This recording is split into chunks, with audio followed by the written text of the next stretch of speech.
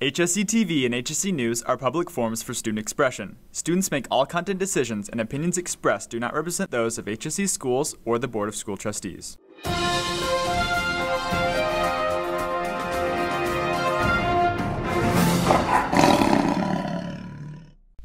Good morning, HSE. I'm Vaishnav Bathula. And I'm Jake Williams with your newscast for April 16th, 2018. Fishers is looking for energetic individuals and groups to volunteer for Spark, Fishers' inaugural year on Saturday, June 30th. Volunteer applications are appreciated by June 15th. For more information, please go to the website below. Seniors, when you have made your absolute final decision regarding your post-high school plans, whether it's college, a vocation, or the military, HSE would like to recognize it. There will be a pennant on display in the CCA foyer celebrating your decision. The deadline to complete the Senior Future Plan Survey is on campus is May 4th. The Fishers Fusion Junior High, JV, and Varsity Dance Team is having auditions soon. Come to the call-in meeting on Wednesday in the FHS cafeteria at 6 p.m. Auditions prep class begin on Monday, April 23rd, from 6 to 9 in the Fishers Gym. Email fishersfusiondance@yahoo.com with any questions. The World Connections Club is hosting Russian Night this Friday night, April 20th, in the Flag Hallway right after school. Sign up online or in room A112. Also, anyone interested for running for officer position for World Connections next week should pick up an application from Mrs. Lazaga in A112. Now let's check out this week's teacher feature.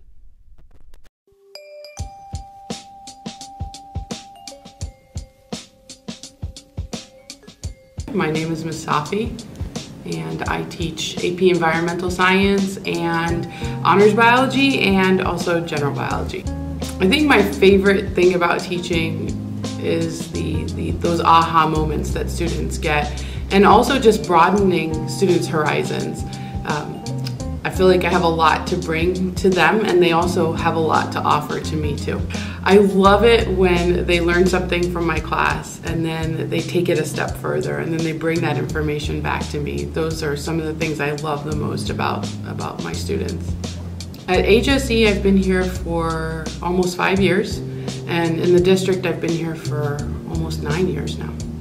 Now that it's finally getting warmer outside, I can get my garden started again. So I absolutely love gardening, and the summer's coming and the travel season begins for our family too.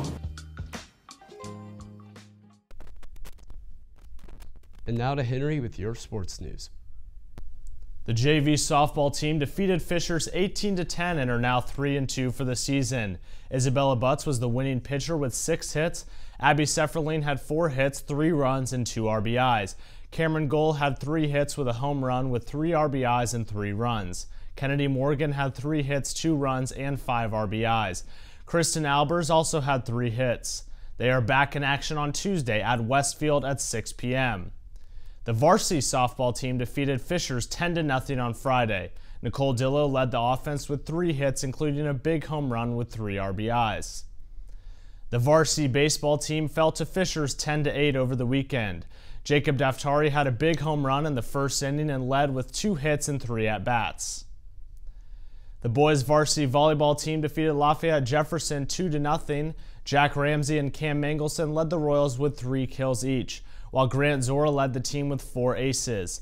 Also on Friday, the team fell to Columbus 2-0. The Royals started strong in both sets but fell to the more experienced Bulldogs. Brett Cowan led the team in hitting efficiency at .750 with 3 kills and no errors and 4 total attempts. The boys varsity track team had a meet at Flash's Showcase at Franklin Central High School over the weekend. The Franklin Central Showcase Mile is a pure distance event with lots of talent.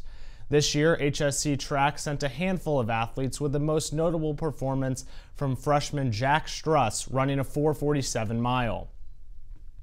Saturday, the boys track and field team traveled to the land of the Giants for the Ben Davis Relays. Track and field rookie Chaz Birchfield cleared the high jump in 6 feet. The boys varsity lacrosse team fell to Carmel High School 12-10 last Friday. Freshman Ryan Kemp led the Royals in scoring with a hat trick, while Cam Smith, Lucas DeVoe, and David Sage all added a pair. The Royals are back in action on Wednesday at home against conference foe Noblesville. JV starts at 6 with varsity to follow at 8. That's all I have, and now back to the main anchors. Before we go, let's check out the latest installment of Kegley's Corner.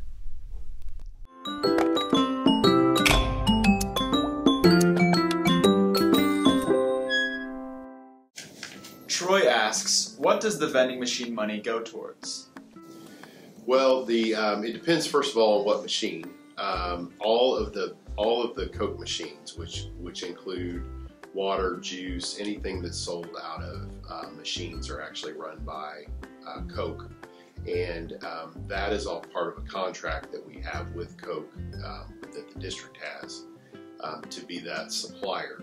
Part of that contract allows for there to be a rebate money that comes back to the individual schools based upon the amount of product that's sold.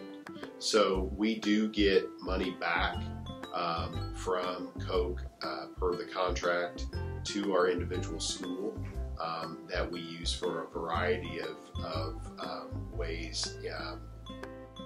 They all go back to students in some fashion, but that's the money that we get back from Coke. As far as the food vending machines, those are simply just a service that we provide. We don't necessarily get anything back from that company that stocks that. It was just something that we did as a service to put somewhat healthy snacks in the school that students can access during the day. Marcus wants to know, why is there no IB program at HSE? Are there plans to add one? When Fishers High School opened, the decision was made by the school board at that time to adopt the IB program for our district. Up until that point, we did not have it here at Southeastern, and the decision was made to put that program at Fishers High School.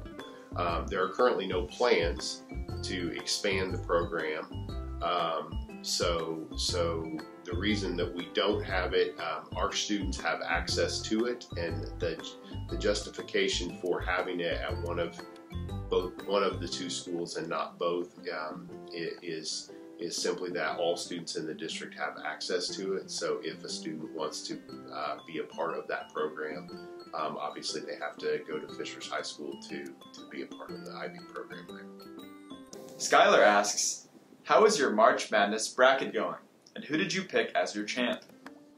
Well, my bracket, like most people's, is kind of trash, and that's okay. However, my winner was going to be Virginia, and we know what happened to them. But I do have 2 of the 4 Final Four teams remaining.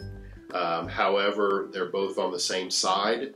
So I did pick Villanova to beat Kansas to go to the championship game. So I still have an opportunity to win that one. But I don't have anybody on the other side and no national champion.